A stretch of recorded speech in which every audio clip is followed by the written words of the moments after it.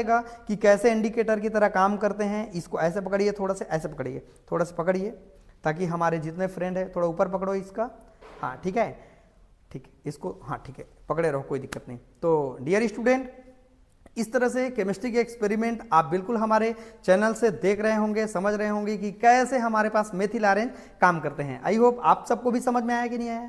देखो मैंने ना क्या किया है, एक एसिड नहीं लिया है ना एक बेस नहीं लिया है, मैंने दो दो तीन तीन एसिड और बेस के साथ रिएक्शन कराया।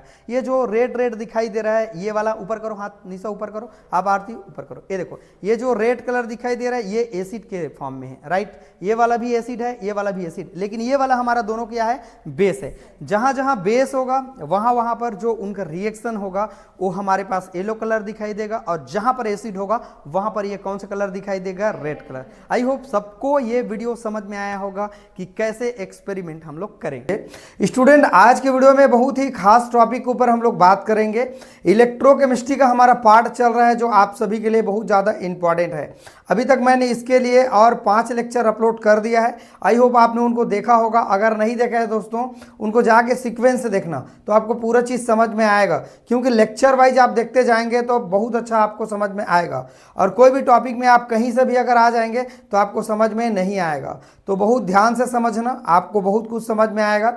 ये हमारा लास्ट चैप्टर है बीएससी थर्ड सेमेस्टर का, और जो भी स्टूडेंट 12th क्लास भी पढ़ाई कर रहे हैं उसके लिए भी ये हमारा टॉपिक बहुत ही ज़्यादा खास है, बहुत ज़्यादा इंपॉर्टेंट है। आज का हमारा टॉपिक है विद्युत रासायनिक श्रेणी किसे कहते हैं, इलेक्ट्रोकेमिकल सीरीज क्या चीज़ होते हैं, राइट ना। इसे एक्टिवेशन सीरीज के नाम से भी जानते हैं। सबसे पहले मैं आपको छोटा सा एक एग्जाम्पल बताना चाहूँगा।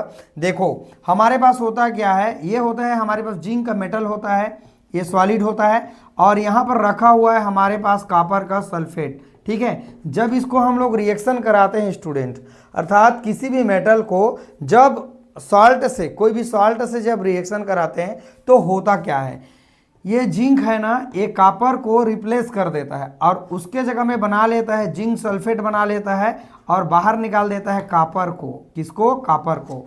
ये बाहर निकाल दिया, अर्थात हम समझे क्या, इससे क्या समझ रहे हैं, हम ये समझ रहे हैं कि जो जिंक का मेटल है वो कॉपर को उनके सॉल्ट से रिप्लेस कर देता है, हटा देता है, और उसके जगह में आ करके ये जिंक सल्फेट बना लेता है और कॉपर को सॉलिड के रूप में बाहर निकाल देता है। समझ में आया इतना।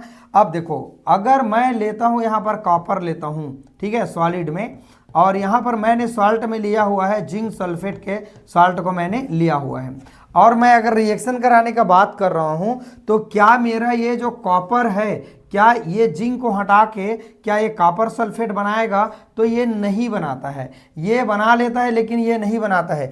इसी का आपको आंसर मिलेगा विद्युत रासायनिक श्रेणी में। और कौन एनोड का काम करता है, कौन कैथोड का काम करता है, जिसको हम लोग आगे पढ़ने वाले हैं। विद्युत रासायनिक श्रेणी के बाद आगे आपको गैल्वेनिक सेल मिलेंगे और अन्य तरह के सेल मिलेंगे, तो वहां पर कौन एनोड की तरह काम करता है, कौन कैथोड की तरह काम करता है, ये सभी चीज आपको समझ में आएगा।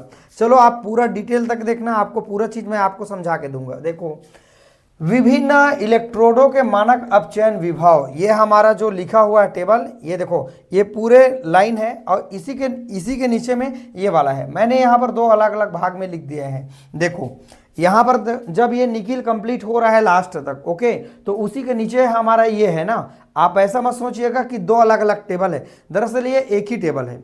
क्या है, बोर्ड में नीचे तक नहीं आया, एक सीरीज है ना, तो मैंने क्या किया है, इतना को लिखा है, उसके नीचे में हमारा ये मान आएगा। ये बात आप समझ लीजिएगा, ओके। और इतने सारे चीज़ें आपको याद नहीं करनी है, बट आपको 2-3 नंबर में आपको पूछा जाता है तो उस हिसाब से नंबर आपको मिल जाएगा। देखो विभिन्न इलेक्ट्रोडों के मानक अपचयन विभव को क्रमशः बढ़ते क्रम में व्यवस्थित करने पर जो श्रेणी प्राप्त होता है, एक बढ़ते क्रम में, देखो ये बढ़ते बढ़ते जा रहा है, ये लास्ट हो गया, लास्ट होने के बाद फिर ये आगे बढ़ते बढ़ते जा रहे हैं और लास्ट फ्लोरीन तक पहुंचा, तो एक श्रेणी मिलता है या बनता है, उसे ही हम लोग विद्युत रासायनिक श्रेणी अर्थात इलेक्ट्रोकेमिकल सीरीज कहते हैं, या इन तत्वों की सक्रियता श्रेणी कहते हैं, एक्टिविटीज सीरीज के नाम से हम लोग जानते हैं। इस श्रेणी की सहायता से किसी भी तत्व की ऑक्सीकरण और अपचयन क्रिया की तुलना हम लोग कर सकते हैं। अर्थात दोस्तों हमारे पास इससे हमको एक चीज समझ आएगा, ऑक्सीडेशन और रिडक्शन, ये भी समझ में हमको अच्छी तरह से आएगा कंपेयर करने में कि किसका कौन से एलिमेंट का ऑक्सीडेशन हो रहा है और किसका रिडक्शन हो रहा है। ये चीज आपको समझ में आ गया होगा। इतना बातें देखो, तत्वों को उनके मानक अपचयन विभव अर्थात उनके क्रियाशीलता के आधार पर एक सारणी में रखा गया है, एक टेबल में रखा गया है, जिसमें सबसे एक्टिव एलिमेंट को ऊपर रखा गया है और नीचे में आने वाला जो एलिमेंट होगा ऊपर वाले तुलना में क्या होगा, कम क्रियाशील होगा। तो इसे एक व्यवस्थित क्रम में, बढ़ते हुए क्रम में हम लोग क्या किए हैं, रखे हैं, और इसे ही विद्युत रासायनिक श्रेणी कहते हैं या तत्वों की सक्रियता का श्रेणी हम लोग कहेंगे। और इसके मदद से हम लोग ऑक्सीकरण और अपचयन, जो अलग अलग जो एलिमेंट होते हैं उसमें ऑक्सीकरण और जो अपचयन होते हैं उनमें हम लोग तुलना कर सकते हैं। दोस्तों ये बात आप सारे लोगों को थोड़ा सा परिभाषा तो समझ में आ गया है। देखो जैसे कि आपका कक्षा होता है, आपके क्लास में मान लीजिए कोई अच्छा पढ़ने वाला विद्यार्थी, उनका स्थान ऊपर है, फिर जो उससे कम पढ़ने वाला है नीचे है, फिर उससे कम, फिर उससे कम, फिर उससे कम, फिर उससे कम, अर्थात एक श्रेणी में अगर हम रख दें, मान के चलो एक ही मैं एग्जांपल आपको बता रहा हूं कि हमारे पास जो भी ज़्यादा एक्टिव एलिमेंट है उसको ऊपर रखे हैं और उसका मान हमारे पास होता है ऋणात्मक, और जैसे जैसे नीचे आएंगे धनात्मक मान बढ़ते जाएगा। अर्थात इलेक्ट्रोड विभव मैंने लिखा हुआ है, देखो इलेक्ट्रोड क्रिया, लिथियम प्लस आयन है, एक इलेक्ट्रॉन उसको मिल गया तो ये हो गया लिथियम, और ये Rb प्लस आयन है। ये सब के सब देख पा रहे हैं, इलेक्ट्रॉन ले करके क्या बना रहे हैं, हमारे पास जो भी एलिमेंट है ये रिवर्सिबल है ना, उत्क्रमणीय अवस्था है। अगर दोस्तों लिथियम जो है एक इलेक्ट्रॉन दान कर दे तो लिथियम प्लस आयन बना लेगा। अगर हमारे पास Rb है, एक इलेक्ट्रॉन डोनेट कर देगा, Rb प्लस आयन बना लेगा। बेरिलियम है, 2 इलेक्ट्रॉन अगर दान कर देगा तो बेरिलियम 2 प्लस आयन बना लेगा। और यहाँ पर क्या लिखा है, अगर हमारे पास कैल्शियम 2 इलेक्ट्रॉन ले लेता है, कैल्शियम 2 प्लस आयन 2 इलेक्ट्रॉन ले लेता है तो कैल्शियम बना लेता है। इसका मीनिंग यह हुआ कि अगर हम किसी को इलेक्ट्रॉन दे देते हैं तो उसके चार्ज खत्म हो जाते हैं, और अगर कोई भी एलिमेंट्री इलेक्ट्रॉन दूसरे को दान कर देते हैं तो उसके ऊपर नो डाउट प्लस चार्ज लग जाते हैं। तो इसीलिए मैंने ये निशान लगाया हुआ है, दोनों दिशा में ये काम कर सकते हैं। ये सभी हमारे पास क्या है, मेटल ग्रुप में दिखाई दे रहे हैं। तो यहाँ पर देखो बच्चों, सबसे ऊपर में है लिथियम, फिर नीचे उतरते आ रहे हैं, फिर हमको क्या मिला, देखो यहाँ का मान देखो माइनस में 3 है, फिर 2 गया, फिर घटते घटते माइनस का मान कम होते होते होते होते ये हमारे पास चला गया इतना मान। अब ये किसका है, सबका मान मैंने यहाँ लिखा हुआ है, आप थोड़ा से वीडियो को रोक के देख लेना, आपको समझ में आ जाएगा। देखो जिंक का स्थान ऊपर है आयरन के तुलना में, तो इसका मान हमारे पास क्या है, ये ज़्यादा क्रियाशील होगा, किसके तुलना में, हमारे पास आयरन के तुलना में। ठीक है, कैल्शियम हमारे पास ऊपर है, किसके तुलना में, हमारे पास एल्यूमिनियम के तुलना में, ये ज़्यादा क्रियाशील हमारे लिए होगा। अब यहाँ पर ये इसका डेटा दिया हुआ है, अर्थात माइनस का मान कम होते होते होते कम हो गया। फिर दोस्तों जैसे ही हाइड्रोजन के पास पहुँचते हैं तो इसका जो मान होता है वो हो जाता है हमारे पास 0 हो जाता है। क्या हो जाता है, 0, अर्थात इलेक्ट्रोड विभव ऊपर से जब नीचे की ओर आता है तो माइनस का मान कम होते होते होते होते कहाँ पर पहुंच जाता है, हाइड्रोजन तक आते आते 0 पर पहुंच जाता है। अर्थात इसके इलेक्ट्रोड विभव का जो मान होता है, मानक इलेक्ट्रोड विभव, इसे E0 से दर्शाते हैं, ओल्ट का मान होता है ये, इसका मान हमारे पास होता है 0। आप यहाँ पर कॉपर पर देख रहे हैं, ये 34 हो गया, 0.34 हो गया, 3 4। फिर हम नीचे जाते हैं तो सबसे आपको लास्ट में मिलेगा, ये आपको फ्लोरीन मिलेगा, जिसका मान कितना है देख पा रहे हैं सभी लोग, प्लस में कितना है 2.85 है, 2.85 दिया हुआ है। अर्थात हाइड्रोजन के ऊपर आने वाले एलिमेंट सबके सब ऋणात्मक है और नीचे आने वाले जो एलिमेंट होते हैं ये धनात्मक है। तो आपको समझ क्या आया, यहाँ पर ये जो हमारा हाइड्रोजन दिख रहा है ये बीच वाला हमारे पास इलेक्ट्रो सीरीज है, जो ऊपर में जो भी एलिमेंट है, अब देखो इसके ऊपर में कौन है, ये सब के सब है, तो ये सब के सब जो दिखाई दे रहे हैं ये सब ऋणात्मक मान है। ठीक है, और जो नीचे में आने वाला जो एलिमेंट होगा वो मेरा क्या है, धनात्मक मान है। इससे हमको एक बात समझ में आ गया कि हाइड्रोजन के ऊपर में आने वाले एलिमेंट एक्टिव होगा और नीचे में आने वाले एलिमेंट उससे कम एक्टिव होगा। अब एक चीज है, देखो यहाँ पर मैंने एक सवाल लिया ना आप सभी को, हमारे पास जो कॉपर है, ये कॉपर है, और मैंने बात किया यहाँ पर जिंक का, मैंने बात किया, कहाँ गया ये जिंक का मैंने बात किया। तो जो जिंक है वो कॉपर के तुलना में ऊपर में है, क्या में है, ऊपर में है। ठीक है, जैसे कॉपर हमारे पास जो धातु है इसका इलेक्ट्रोड विभव का मान हमारे पास 0.34 है और जिंक का हमारे पास इलेक्ट्रोड विभव का मान कितना है 0.44 है। ये हमको थोड़ा बहुत कुछ कुछ का डेटा याद रखना चाहिए, जैसे इसका आप याद करके रखें, है ना, और ये जिंक हम याद करके रखें, कॉपर का याद करके रखें, आयरन का याद करके रखें, ये अलग अलग मान है, ठीक है। तो 2-4 का आप मान को याद करके रखें, खास करके कॉपर का, हाइड्रोजन का और जिंक का, इन्हीं का आप याद करके रखें, बाकी का आपको ज़्यादा याद करने की ज़रूरत नहीं होगी। समझ में आया बात? अब देखो, ये जिंक जो होता है वो कॉपर सल्फेट से कॉपर को हटा करके जिंक सल्फेट बना लेता है। एक सवाल आता है ना, और लेकिन जो हमारे पास कॉपर है वो जिंक सल्फेट से जिंक को नहीं हटाता है। क्यों नहीं हटाता है? क्योंकि विद्युत रासायनिक श्रेणी में, इलेक्ट्रोकेमिकल सीरीज में जो जिंक के स्थान है वो क्या है? ऊपर है। ये देखो ऊपर है,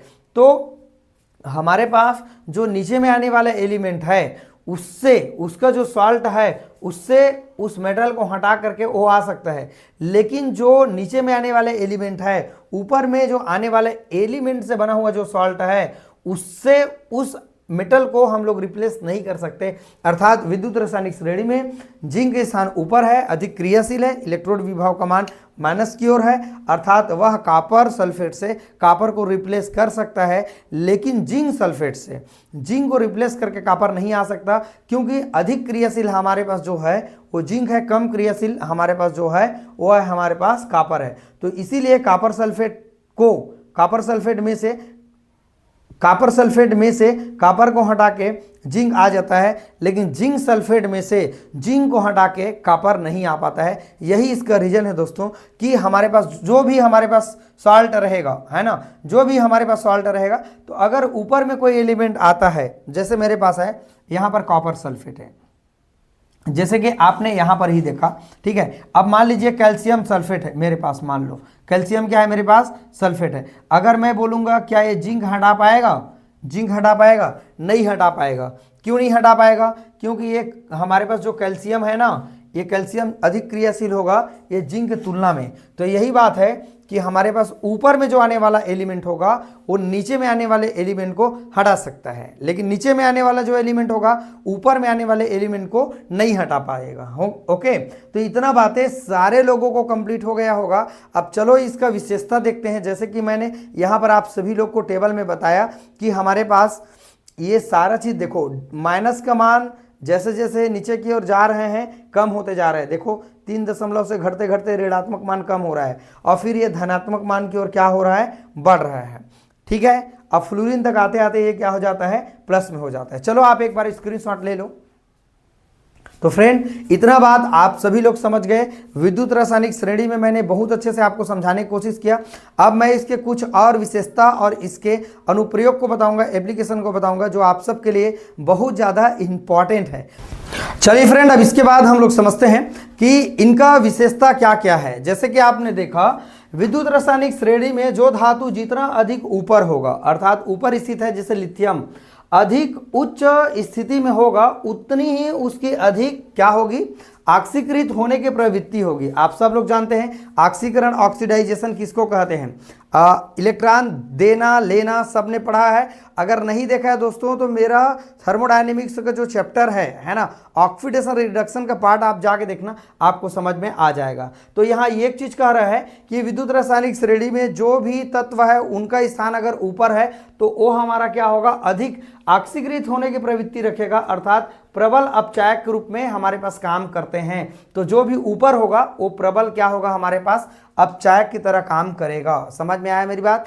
दूसरा है, श्रेणी में ऊपर से नीचे जाने पर ऋण विद्युतीय लक्षण अधिक होते जाते हैं। सभी लोग देखें, जैसे नीचे जाते गए तो जो हमारे पास मेटल था, जैसे कि आप लोग देखें फ्लोरीन, ठीक है, तो यहाँ पर माइनस चार्ज लग गया था। तो जो हम इस मेटल का बात कर रहे हैं ना, आयन का बात नहीं कर रहे हैं हम, उसके मानक इलेक्ट्रोड विभव का बात नहीं कर रहे हैं। इलेक्ट्रोड विभव का बात तो अलग चीज है। देखो मैं कह रहा हूं जो हमारे पास मेटल है वो जैसे जैसे ऊपर से नीचे की ओर जाते जाता है तो उसका ऋण विद्युतीय लक्षण अधिक होते जाता है, अर्थात जो मेटल है ना वो हमारा ऋणात्मक मान की ओर ज्यादा बढ़ते जाता है। समझ में आया? अब देखो, अब एक चीज और हम बता सकते हैं विद्युत रासायनिक श्रेणी में, मैं यहां लिख देता हूं 5वां पॉइंट भी, विद्युत रासायनिक यह रहेगा ना, रासायनिक श्रेणी में ऊपर से नीचे जाने पर इलेक्ट्रोड विभव का मान ऋणात्मक होते जाता है, धनात्मक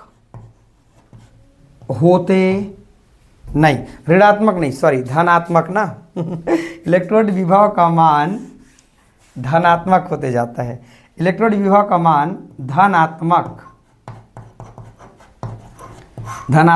होते जाता है मीन्स उसका मान बढ़ते जाता है। आप सब लोग देखे हैं विद्युत रासायनिक श्रेणी में अभी जस्ट, है ना। चलो ये 5 पॉइंट हो जाएगा। तो फिर अगला है, श्रेणी में ऊपर से नीचे जाने पर अपचयन क्षमता क्या होते जाते हैं, घटते जाते हैं। जैसे जैसे हम नीचे जाएंगे तो अपचयन क्षमता क्या होते जाएगा, कम होते जाएगा। इसीलिए मैंने आपको बोला ना कि ऊपर में आने वाला जो एलिमेंट है नीचे में आने वाले एलिमेंट से, उनके सॉल्ट में से उस एलिमेंट को हटा सकता है, राइट ना। यही चीज़ ये बता रहा है, ठीक है। थोड़ा ध्यान करके पढ़ना, फिर ज़्यादा कठिन नहीं है। विद्युत रासायनिक श्रेणी में ऊपर से नीचे जाने पर धातुओं की क्रियाशीलता घटती है, धातु की जो क्रियाशीलता है वो क्या होती है, घटती है। जैसे कि मैंने आपको अभी बताया ना तुरंत जस्ट, है ना, कि ऊपर में आने वाला एलिमेंट ज़्यादा क्रियाशील है, नीचे में आने वाला एलिमेंट कम क्रियाशील है। इसी को कह रहे हैं विद्युत रासायनिक श्रेणी में ऊपर से नीचे जाने पर धातुओं की ना, धातु केवल मेटल की क्रियाशीलता का मान क्या होते हैं, घटते हैं, जबकि अधातुओं की क्रियाशीलता क्या होती है, उसमें वृद्धि होती है। अर्थात देखो, आयोडीन है, ब्रोमीन है, क्लोरीन है, बताओ सबसे पहले ऊपर में आने वाला एलिमेंट क्या होता है, फ्लोरीन, क्लोरीन, ब्रोमीन और क्या होता है, आयोडीन होता है। तो यहाँ पर कह रहा है कि जो हमारे पास जो एलिमेंट नीचे आते हैं विद्युत रासायनिक मतलब आवर्त सारणी में, तो जो नीचे की ओर है सबसे, उसका क्रियाशीलता ज़्यादा होगा। अर्थात ये हमारा जो आयोडीन है ज़्यादा क्रियाशील है, उससे कम ब्रोमीन है और उससे कम हमारे पास क्लोरीन है। ये बता रहा है ये अधातु है, नॉन मेटल है, ओके। और लास्ट है 5वां, विद्युत रासायनिक श्रेणी में ऊपर से नीचे जाने पर इलेक्ट्रोड विभव का मान धनात्मक होते जाता है। अर्थात आप सब ने देखा हमारे पास जो ऊपर का मान था, सबसे ज़्यादा मान -3 था, फिर जाते गया, है ना, और नीचे जाने के बाद हाइड्रोजन का जब मिला तो क्या हो गया, हाइड्रोजन के जैसे मिला तो 0 हो गया। फिर उसके बाद और नीचे जाते हैं, फ्लोरीन तक जाते हैं तो ये क्या मान में बदल गया, प्लस में चला गया। अर्थात यही हमारा मान होता है। आई होप सबको समझ आ रहा होगा। चलो एक बार स्क्रीनशॉट ले लो, ठीक है। आप एक बार दोस्तों ऑक्सीकृत का मीनिंग क्या होता है और अपचयन का मीनिंग क्या होता है ना। ऑक्सीकरण अपचयन अलग चीज है ना, मतलब इसी से रिलेटेड है, सेम टू सेम। ऑक्सीडेशन क्या है, जो इलेक्ट्रॉन दान करता है उसका ऑक्सीडेशन, और जो इलेक्ट्रॉन ग्रहण करता है वो हमारा अपचयन कहलाता है। दोनों साथ साथ चलता है, रेडॉक्स अभिक्रिया कहते हैं। आई होप इतना बातें सभी लोग को समझ में आ गया होगा कि आखिरकार विद्युत रासायनिक श्रेणी की विशेषता क्या है। तो ये 3-4 आपको याद कर लेना है, कम से कम 4 आपको याद कर लेना है। चलो फ्रेंड, अब इसके बाद हम लोग इनके कुछ एप्लीकेशन को भी समझ लेते हैं, हेडिंग टू हेडिंग समझ लेते हैं। क्योंकि बीएससी हमारे 3rd सेमेस्टर में, बीएससी के लेवल में इसके बहुत सारे एप्लीकेशन को आपको लिखने की जरूरत नहीं है, राइट ना। परिभाषा दे दो, विशेषता बता दो, एप्लीकेशन बता दो, 2-3 पर्याप्त है उतना। चलो इसके और अगले पार्ट को समझते हैं। तो चलिए फ्रेंड, हम लोग थोड़ा सा और इसके एप्लीकेशन पार्ट को भी समझ लेते हैं। कम से कम हेडिंग टू हेडिंग हम ज्ञात कर लें, यही हमारे लिए पर्याप्त होगा। मैं आपको पहले से ही समझा रहा हूँ, बहुत लॉन्ग क्वेश्चन में नहीं आता है, शॉर्ट क्वेश्चन में आता है 3 नंबर में मान लीजिए। तो इसका हम लोग एप्लीकेशन बताएंगे और विशेषता बताएंगे, परिभाषा बताएंगे, आपको 3-4 नंबर मिल जाएगा। देखते हैं friend, application of electrochemical series. There क्या है हमारे पास, एप्लीकेशन है, इसको हिंदी में अनुप्रयोग कहेंगे। जब हम लोग पढ़ते हैं रेडॉक्स रिएक्शन की पॉसिबिलिटी ज्ञात करना कि किसका ऑक्सीडेशन हो रहा है और किसका रिडक्शन हो रहा है, ये चीज़ हमको पता चलेगा। एक चीज़ और मैं आपको इसका बहुत ही ज़्यादा खास चीज़ को बताऊंगा, आप थोड़ा से ध्यान दीजिएगा। और इसके बाद जो टॉपिक मैं पढ़ाने वाला हूँ ना, वो बहुत ही ज़्यादा हमारे लिए खास होने वाला है, समझना बहुत अच्छे से। दूसरा है ऑक्सीकारक और अपचायक ज्ञात करना। हमारे पास ऑक्सीडाइजिंग और रिडक्सिंग जो एजेंट है उसको हम कैसे ज्ञात कर सकते हैं, इलेक्ट्रोकेमिकल सीरीज से। अगला है तत्वों की क्रियाशीलता। हम सभी लोग जानते हैं ऊपर में आने वाला एलिमेंट ज़्यादा क्रियाशील होता है नीचे आने वाले एलिमेंट के कंपैरिजन में, राइट ना। तो ये इलेक्ट्रोड विभव आपने टेबल में भी देखा है। चौथा है धातुओं की धन विद्युतीय गुण ज्ञात करना। जो एलिमेंट हमारे पास धन आयन में कन्वर्ट हो रहा है, आपने देखा है कि नीचे में आने वाले एलिमेंट हमारे पास पॉजिटिव चार्ज की ओर कन्वर्ट होते हैं कि नेगेटिव चार्ज की ओर कन्वर्ट होते हैं। अभी मैंने कुछ देर पहले आप सारे लोगों को बताया कि जो धातुओं की धन विद्युतीय गुण कैसे होते हैं। नीचे में आने वाला जो एलिमेंट होगा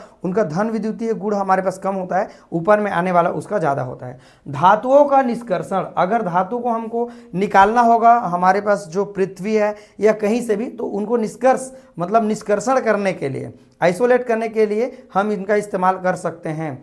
गैल्वेनिक सेल का विद्युत वाहक बल अर्थात ईएमएफ, विद्युत वाहक बल ज्ञात करना, जो हमारा अगला टॉपिक होगा। तो इसी के ऊपर हम लोग पूरा बात करेंगे जो बहुत अच्छा समझ में आएगा। तो हेडिंग टू हेडिंग हमको पढ़ना है, जो इसको मैंने आपको बता दिया। देखो आपको एक बात बता रहा हूं, समझना। मेरे पास मान लीजिए कोई यहाँ पर इलेक्ट्रोड है और यहाँ पर कोई मेरे पास एक और मेरे पास इलेक्ट्रोड है मान लो, और इसका नाम है मेरे पास जिंक है और इसका नाम मान लीजिए मेरे पास कॉपर है। तो मेरा सवाल ये है कि एनोड का काम कौन करेगा। पहली बात, एनोड का काम कौन करेगा?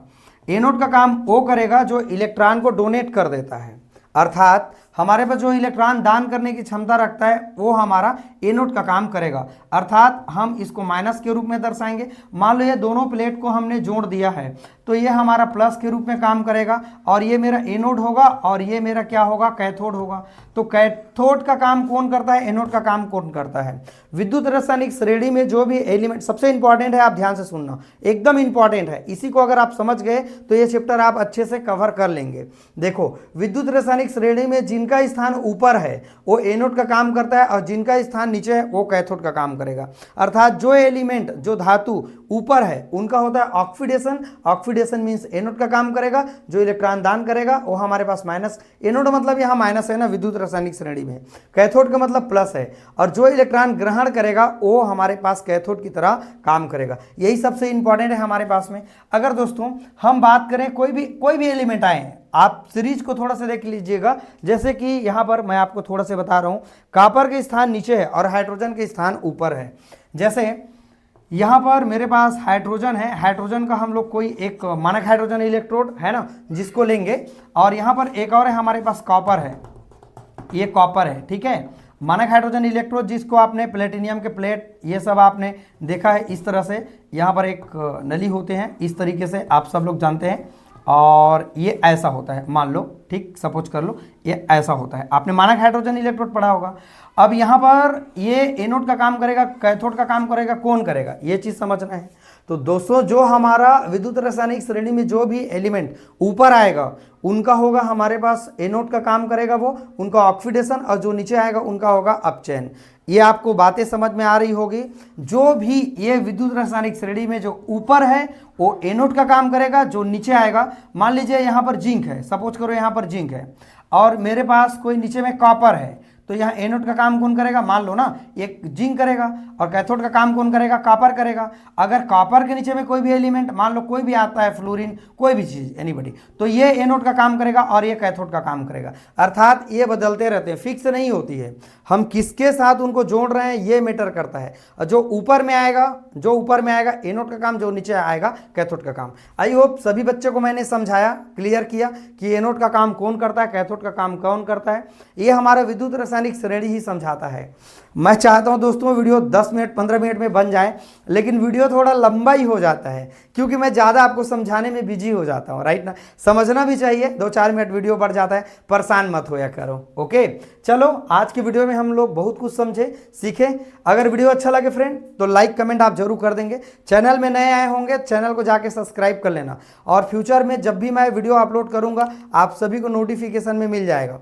ना केवल ये थर्ड सेमेस्टर में हमारा जो चैनल है आपको प्रमोट करेगा, बल्कि आगे और जब भी फोर्थ सेमेस्टर 5 6 जाएंगे आपको बहुत मदद करने वाला है, क्योंकि छत्तीसगढ़ में जो हमारा चैनल है दोस्तों आगे रन कर रहा है। और आप लोग भाई धूम मचा के थोड़ा हमको सपोर्ट कर देंगे तो हमारा यूट्यूब चैनल थोड़ा ग्रो होगा, हमको भी खुशी महसूस होगा कि हम आपको पढ़ा रहे हैं और आप जीवन में आगे बढ़ रहे हैं। चलिए दोस्तों, वीडियो को वॉच करने के लिए थैंक यू सो मच।